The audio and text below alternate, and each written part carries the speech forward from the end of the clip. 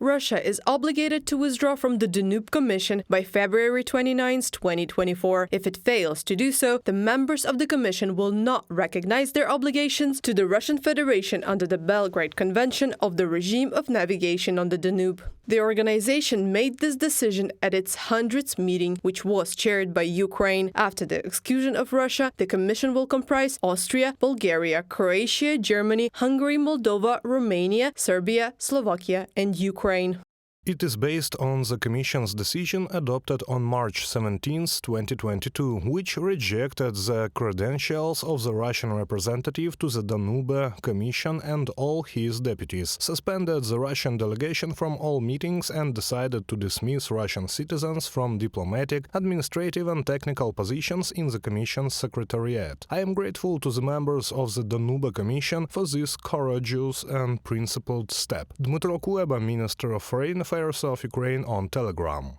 The decision to expel Russia from the International Danube Commission is a response to its violation of the principles of free and safe navigation on the Danube. On the night of December 14th, one of the drones used by Russian Federation to attack Ukraine fell on the Romanian territory near the town of Grindu. Another Russian drone crashed on Romania's territory in an uninhabited area after last night's attacks on Ukraine's port infrastructure on the Danube. Ministry summoned the Russian ambassador to protest against these continued actions, which are in flagrant contradiction with the international law and an irresponsible escalation. Dan Nicolaescu, Romania's ambassador to NATO, on social network X, formerly Twitter.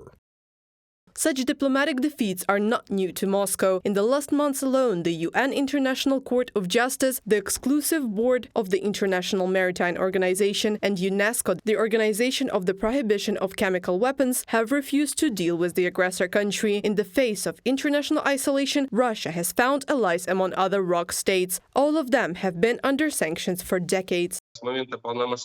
Since Russia's full-scale invasion of Ukraine, Russia has joined the so-called axis of evil. Tehran belongs there since the early 80s. The same goes for a regime like North Korea, a nuclear weapons-producing and missile-launching regime. What they all have in common is that the people are suffering, living very poor, poorer than their neighbors. Thus, since the beginning of Russia's full-scale invasion of Ukraine, Kiev has achieved the exclusion of or suspension of Russia's participation in many authoritative international organizations or their governing structures. For Moscow, this means a loss of influence in the international arena. Reported by Anastasia Tarnavska, Valeria Nikipelova, UATV News.